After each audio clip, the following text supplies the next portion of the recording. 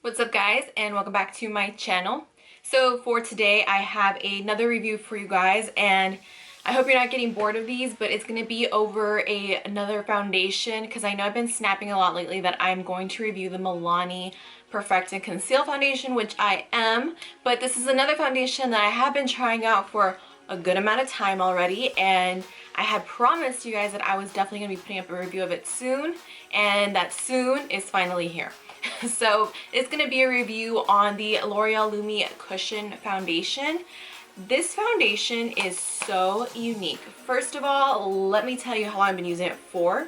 I bought this foundation back during the last week of December, and it caught my eye because of the fact that it was one of those spongy foundation filled compacts. You know the drill. I'm pretty sure you've seen these. Multiple brands have these right now. Let me get the price for you so I can break it down. So at CVS, this foundation runs for $16.99. That is insane considering that it is a drugstore foundation.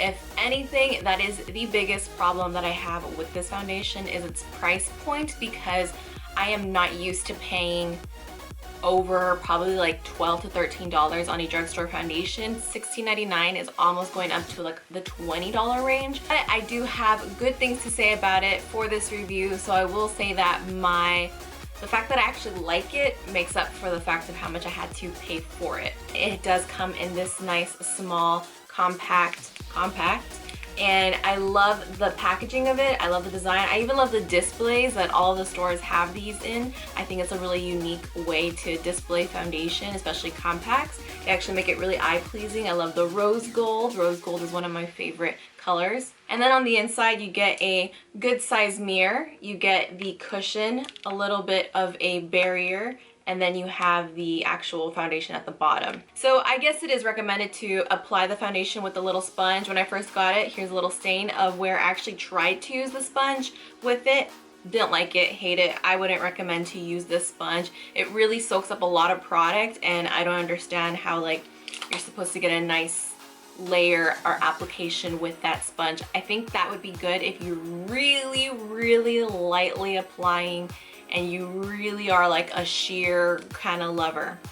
So speaking of sheer, let me move on to how the finish of this foundation is as far as coverage. So this foundation, I would definitely say it's more of a sheer to medium coverage, but it is promoted as buildable. So in this video, when I show you the demo when I'm putting it on, I do go on with one layer, and then I'm gonna go in with a second layer to show you how it looks once you build it up. Once it's built up, I will say it's more of a medium to full coverage. So that is what I like about it, is the fact that you can build it up. And it really makes your skin look very hydrated, very smooth, and it does look very luminous. That's another thing that when I was first trying this foundation, I had to figure out what was the best way for someone like me who has very oily skin to wear this foundation. I'm a strong believer in just because you have one certain skin type doesn't mean you're only restricted to one certain type of foundation. So just because I'm oily, I don't feel like I'm restricted to only matte foundations, although they just will probably tend to work better for me. But I love that if you're oily and you want to venture into something that's marketed as luminous or sheer or whatever it may be, then I think why not? So after seeing other people's review of this foundation, seeing how they applied it, I have found the best way to apply it if you are also a fellow oily skin girl. So for me, the best way to apply this foundation is to definitely prime using the Nivea Men Aftershave Balm. And with that being said, my cousin has tried this. She also has really oily skin. A few other people have said they've tried it, but that it made them break out or react in some sort of way. So my recommendation is to make sure you are using the sensitive. The sensitive balm is the one that is the best one. It won't give you any reaction, and it does the exact same thing, because I think there are two types of these if you go looking for it, and you want to get the one that is for sensitive. So yeah.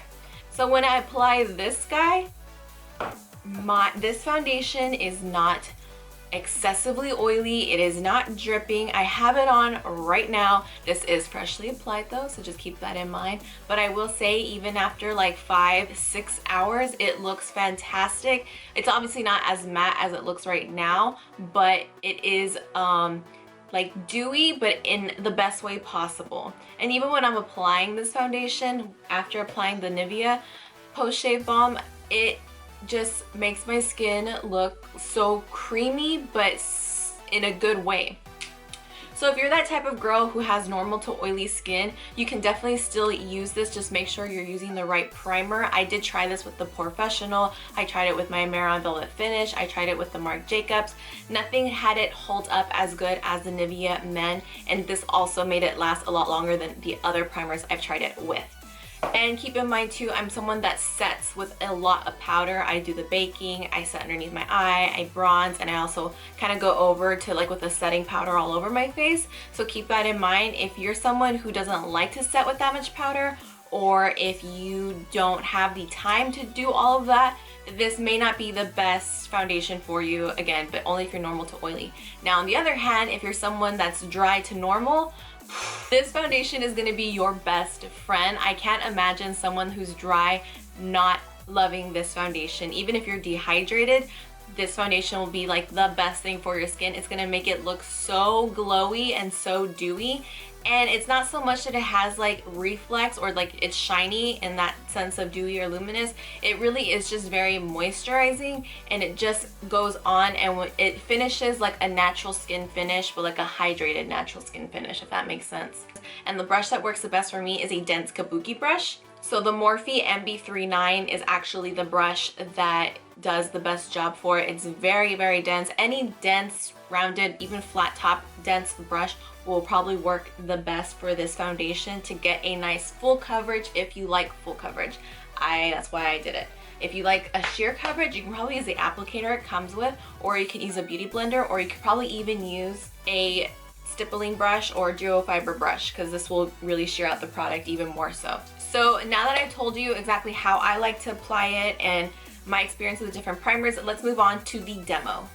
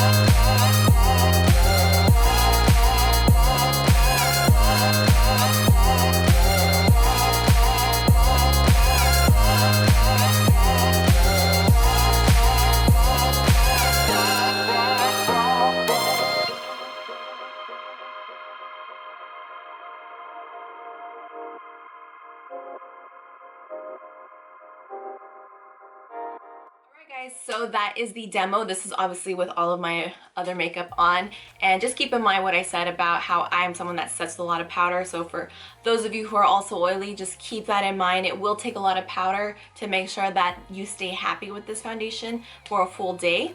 But as far as I'm concerned, I love it. And I'm not gonna lie, I was so thinking that, like, I was hopeful about it, but I was thinking, be prepared, this may not be the best foundation for you. This could have been probably the worst foundation you could have picked. And this is actually my first time trying the L'Oreal True Match line, and I am obsessed with the color that I picked in this. It actually matches my skin perfectly, which I'm pretty sure you saw in the demo when I was putting it on. It doesn't even look like I'm putting on something else. Like, the color is dead on.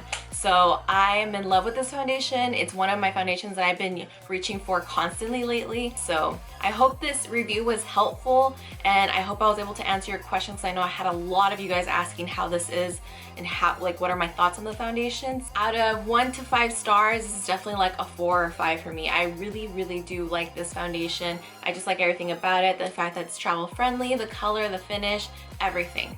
So I will have more reviews coming soon and a makeup tutorial, because I feel like it's been a while. I'm itching to do a makeup tutorial for you guys. If you have any suggestions on a look you would like to see, let me know. And yeah, I'll see you guys in my next video. Bye guys.